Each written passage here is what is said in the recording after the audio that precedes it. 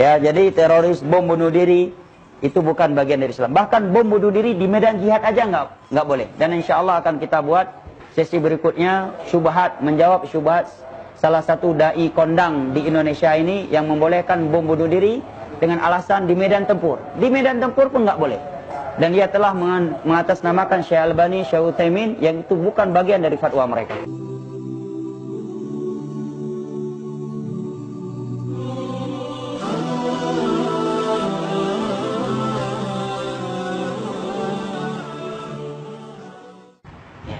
Dan sekarang ini menjadi sasaran adalah teman-teman di Polri dan TNI. Kenapa menjadi sasaran mereka? Karena mereka punya paham begini. Negara Indonesia, negara tagut. Karena hukumnya bukan hukum Al-Quran dan hadis. Hukumnya hukum Belanda. Dan Allah menyatakan langsung mereka bawa ayat. Sehingga sangat mudah anak-anak muda itu terdoktrin. Mereka bawa ayat Allah dalam surat Al-Ma'idah. وَمَنْ لَمْ يَحْكُمْ بِمَا أَنزَلَ اللَّهُ فَأُولَئِكَ هُمُ الْكَافِرُونَ. Barang siapa yang tidak berhukum dengan hukum Allah, maka mereka kafir. Indonesia pakai hukum Belanda, berarti kafir.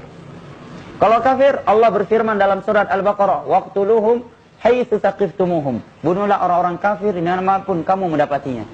Dapat di Mariot, bom di Mariot. Di bandara, Polres Cirebon, dan di mana saja. Kemudian syubhat mereka yang lainnya bahwa negara ini tagut. TNI dan Polri adalah pelindung tagut. Maka kita harus membasmi TNI dan Polri terlebih dahulu karena mereka melindungi tagut. Karena kalau mereka masih berada di Indonesia, kita nggak akan bisa membasmi tagut ini. Nah, anak-anak muda yang baru mendengar ayat dan hadis dan nggak punya background agama kan langsung terdoktrin. Apalagi anak-anak muda yang sudah pesimis dari rahman Allah, sudah banyak maksiatnya, banyak maksiat membunuh, judi, zina, kemudian dicekokin, didoktrin. Ini kamu udah banyak kali berdosa, kamu harus mencari amalan yang bisa segera memasukkan kamu dalam surga. Kamu harus cari jalan pintas masuk surga. Maka didoktrin dengan seperti di atas tadi. Kemudian dikatakan ini jalan pintas masuk surga, yaitu bom bunuh diri. Nah, untuk menjawab syubhat mereka di atas, bahwa memang Allah berfirman dalam surat Al-Ma'idah, "Wa man lam yahkum bima anzalallah fa ulaika humul kafirun." Barang siapa yang tidak berhukum dengan hukum Allah, maka dia kafir. Tapi masih ada dua ayat yang berbicara tentang hal yang sama di halaman yang sama.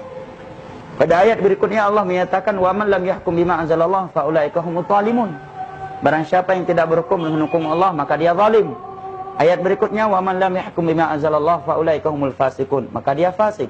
Ini tiga sifat yang berbeda untuk orang yang melakukan satu hukum perbuatan yang sama. Oleh karena itu para ulama menyatakan bahwa tidak setiap orang yang memakai hukum selain hukum Allah dia langsung kafir. Kapan menjadi kafir? Apabila dia meyakini selain hukum Allah itu lebih baik daripada hukum Allah, atau setara, atau halal. Dan insya Allah pemerintah kita tidak ada yang meyakini hukum Belanda lebih baik daripada hukum Al-Quran dan hadis. Hanya saja karena tekanan politik atau karena hawa nafsu, maka mereka masih muslim, belum sampai kafir. Makanya datang dalam tafsir ayat di atas, sahabat Abdullah bin Abbas menyatakan kufur duna kufur, kufur yang tidak mengeluarkan seorang dari Islam. Ini jawaban terkait ayat di atas. Kemudian jawaban terkait ayat yang kedua yang mereka gunakan, yaitu firman Allah, waqtuluhum haitsu saqiftumuhum. Bunuhlah orang-orang kafir dimanapun kamu mendapatinya. Maka kita jawab. Yang pertama, tadi sudah terjawab bahwa TNI Polri muslim. Pemerintah kita Pak Jokowi dan jajarannya muslim. Ya, dengan penjelasan di atas tadi. Kedua, andai kata orang tersebut orang kafir, maka dalam Islam ini ada rincian orang kafir. Ada 4 jenis orang kafir. Yang pertama kafir muahad. Kafir yang sudah ada perjanjian antara kita dengan mereka untuk hidup damai. Untuk genjatan senjata. Ini nggak boleh diambil hartanya, tidak boleh direndahkan kehormatannya, dan tidak boleh ditumpahkan darahnya. Bahkan Nabi bersabda, man qatala muahadan lam yajid arfal jannah wa inna rihaha la tujadu masirata 40 ama. Barang siapa yang membunuh kafir muahad, dia nggak akan mencium bau surga. Dan bau surga dapat dicium semenjak perjalanan 40 tahun. Ini hadis riwayat Imam Bukhari dari Abdullah bin Umar. Yang kedua kafir musta'min. Kafir yang masuk ke negeri kita kaum muslimin karena ada jaminan keamanan dari penguasa atau dari oknum muslim. Maka ini tidak boleh juga untuk dibunuh. Ya. Juga tidak boleh dibunuh. Allah berfirman dalam surat At-Taubah, "Fa in ahadun minal musyrikin istajaraka fa'ajirhu hatta yasma'a kalam Allah." Apabila ada orang kafir memohon perlindungan kepadamu, maka lindungilah dia sampai dia mendengar Al-Quranul Karim. Dari masa Nabi sudah ada kejadian ini. Seorang wanita yang bernama Ummu Hani dalam riwayat Imam Muslim. Beliau memberi jaminan kepada orang kafir Mekah masuk ke Madinah. Maka para sahabat melihat kafir Mekah ini masuk ke Madinah, ingin membunuhnya, ingin balas dendam. Kan lumrah. Karena dulunya dia menyiksa para sahabat, merampas harta para sahabat. Sekarang nongol di tengah-tengah para sahabat Nabi di Madinah, di tengah-tengah kaum muslimin. Maka sebagian para sahabat Nabi ingin membunuhnya. Maka Ummu Hani yang telah memberi jaminan untuknya mengadu kepada Rasulullah dan menyampaikan bahwa sebagian sahabat ingin membunuh orang tersebut yang telah dijamin keamanannya oleh Ummu Hani. Ummu Hani wanita, bukan menteri dalam negeri, bukan pula menteri dalam negeri, tapi oknum muslimah di masa itu. Maka Nabi langsung menyatakan, inna yadal muslim ya Ummu Hani laqad ajarna man ajarti. Wahai Ummu Hani, orang yang engkau beri jaminan keamanan, kami jamin keamanan untuk dia. Sesungguhnya jaminan kaum muslimin itu satu. Ini menerangkan bahwa kafir musta'min tidak boleh dibunuh. Kalau ada yang beralasan, oh mereka ke Bali untuk bermaksiat, mereka untuk menampakkan aurat mereka, maka jawabannya, ia akan bertanggung jawab di hadapan Allah akan dosa tersebut yang memberikan visa. Adapun kita sebagai kaum muslimin, sebagai rakyat, harus menghargai dan menjaga jaminan tersebut. Dan apabila ini dilanggar, banyak kehancuran terjadi buat Islam. Nama Islam tercoreng. Akhirnya Islam dikatakan agama pengkhianat, agama yang mengingkar janji. Setelah memberi jaminan keamanan buat turis kami, kemudian turis kami dibom Bali 1, bom Bali 2, dan seterusnya. Yang ketiga, kafir dhimmi. Kafir yang tinggal di negeri kaum muslimin, membayar pajak, membayar upeti, dan tunduk di bawah peraturan pemerintah kaum muslimin. Ini juga tidak boleh dibunuh, tidak boleh dirampas hartanya, dan tidak boleh digores kehormatannya. Sebagaimana firman Allah dalam surat At-Taubah, hatta yu'tul jizyata 'an yadi wa hum shaghirun. Kecuali mereka telah memberi pajak dan hidup di bawah peraturan kaum muslimin dan tunduk hidup di bawah peraturan pemerintah kaum muslimin. Yang halal, yang Allah katakan dalam surat Al-Baqarah tadi, bunuhlah mereka dimanapun mereka engkau dapati, adalah kafir yang keempat, kafir harbi. Kafir di medan tempur yang sedang bertempur antara muslim dengan mereka. Itu pun Nabi berpesan agar anak-anak, kaum wanita, dan kakek-kakek tua tidak dibunuh. Tetapi ditawan. Setelah ditawan tidak boleh disiksa, tidak boleh dimutilasi, tapi harus diberi makan dan minum. Bahkan Nabi menjamin gereja dan keamanan Yahudi Najran. Ya. Kita tahu di Madinah bukan hanya agama Islam, ada Nasrani, ada Yahudi. Nabi hidup damai dengan mereka karena sudah ada perjanjian hidup damai. Bahkan Nabi berpesan ketika melepaskan panglima-panglima perangnya agar gereja-gereja tidak dihancurkan, agar anak-anak kaum wanita tidak dibunuh.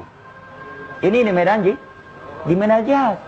Maka jelaslah bagi kita apa yang dilakukan oleh oknum saat ini, pengoboman, bom bunuh diri, ini menyimpang dalam Islam dari berbagai sisi. Yang pertama, yang mereka bom kaum muslimin di negeri Islam. Ya, saudara-saudara kita TNI atau Polri. Ya, padahal orang kafir asli aja ada rinciannya, ada 4 macam tadi. Apalagi orang muslim. Yang mana kalau dia membunuhnya, Allah berfirman, "Wa may yaqtul mu'mina muta'ammida fajazaohu jahannam khalidan fiha wa ghadiballahu 'alaiha wa la'anahu wa a'adda lahu 'adzaban muhina." Barang siapa yang membunuh seorang mukmin dengan sengaja tanpa alasan syar'i, maka neraka jahanam tempatnya dan dia kekal di dalamnya. Allah melaknatnya, Allah murka kepadanya, dan Allah mempersiapkan untuknya azab yang sangat pedih. Dan ini tidak aneh ya, mereka menghalalkan darah TNI dan Polri. Mereka telah menghalalkan darah Utsman bin Affan, Khulafa ar-Rasyidin, menantunya Nabi. Mereka membunuh Ali bin Abi Thalib, bukan sedang di sawah. Beliau sedang keluar dari rumahnya untuk salat subuh, menjadi imam. Ya, ditusuk oleh Abdurrahman bin Muljim. Dan kita ya memang dilema dari satu sisi ya, karena mereka berpenampilan demikian. Dan itu bukan hal yang baru. Di masa Ali penampilan mereka juga sama. Ya. Jadinya bedanya Khawarij sama munafik itu kayak membedakan mana jenggot Khawarij, celana cingkrang Khawarij dengan celana cingkrang dan jenggot orang sunnah adalah pemahaman. Sekilas kita nggak bisa membedakannya. Makanya kalau ada aparat keamanan memperiksa orang berjenggot celana cingkrang lebih ketat, ya pertama ya dari satu sisi kita maklumi saja karena mereka menjalankan tugas. Bukan berarti karena mereka sudah menuduh orang berjenggot dan bercelana cingkrang. Karena memang kenyataan nggak bisa kita tolak. Yang melakukan bom bunuh diri sekarang ada yang berjenggot. Karena berapa banyak orang melakukan kejahatan di balik penampilan yang baik. Atau memang dia ingin berpenampilan sunnah, tapi pahamnya tadi paham Khawarij. Contoh yang membunuh Utsman tadi berjenggot juga, hafal Al-Quran lagi, puasa Daud, salat tahajud. Demikian juga Abdurrahman bin Muljim tadi, ahli ibadah. Matanya dicopel, dia masih berzikir kepada Allah. Tangannya dipotong, masih saja berzikir. Padahal dia kharib membunuh Ali bin Abi Thalib yang keluar dari rumahnya untuk sholat subuh sebagai imam. Ini menerangkan kepada kita pahamnya, bahayanya paham Khawarij. Dan pentingnya menjelaskan kepada masyarakat kita apa itu dakwah sunnah. Bahwa jenggot ini bukan simbol Khawarij. Karena jenggot ini dari Nabi SAW, simbolnya Nabi, ya profilnya Nabi kita, celana cingkrang untuk kaum lelaki juga perintah Nabi, hadisnya Bukhari Muslim. Masalah jenggot juga hadisnya Bukhari Muslim, dan sepakat 4 mazhab tentang jenggot buat kaum lelaki. Hanya saja terkadang kita dilema karena orang-orang yang melakukan aksi seperti itu mereka berpenampilan demikian. Padahal teroris bukan dari Islam, sedangkan jenggot, celana cingkrang adalah simbol keislaman. Wanita cadar juga bagian dari Islam, bukan budaya Arab. Ya, dalam surat An-Nur Allah berfirman ya, wala yubdina zinatahunna illa ma dhahara minha waliyadribna bi khumurihinna ala juyumihinna. Demikian juga di dalam surat Al-Ahzab Allah menyatakan yudinina alaihinna min jalabibihin. Bahkan di antara sahabat Nabi ada yang berpendapat tidak boleh nampak kecuali satu mata. 13 tahun di Mekah istri-istri Nabi enggak ada yang pakai cadar. Istri para sahabat enggak ada yang pakai cadar. Ya. Nabi muncul, orang Arab enggak pakai cadar. Mereka enggak menutup aurat. Beberapa tahun di Madinah baru turun ayat cadar. Sekian tahun di Madinah aja, beberapa tahun awal dakwah di Madinah itu belum ada turun syariat jilbab dan cadar. Sampai beberapa tahun setelah mereka hijrah di Madinah. Ya, jadi teroris bom bunuh diri itu bukan bagian dari Islam. Bahkan bom bunuh diri di medan jihad aja nggak boleh. Dan insya Allah akan kita buat sesi berikutnya syubhat, menjawab syubhat salah satu dai kondang di Indonesia ini yang membolehkan bom bunuh diri dengan alasan di medan tempur. Di medan tempur pun nggak boleh. Dan dia telah mengatasnamakan Syekh Albani, Syekh Utsaimin yang itu bukan bagian dari fatwa mereka. Wallahu a'lam bishawab. Silakan.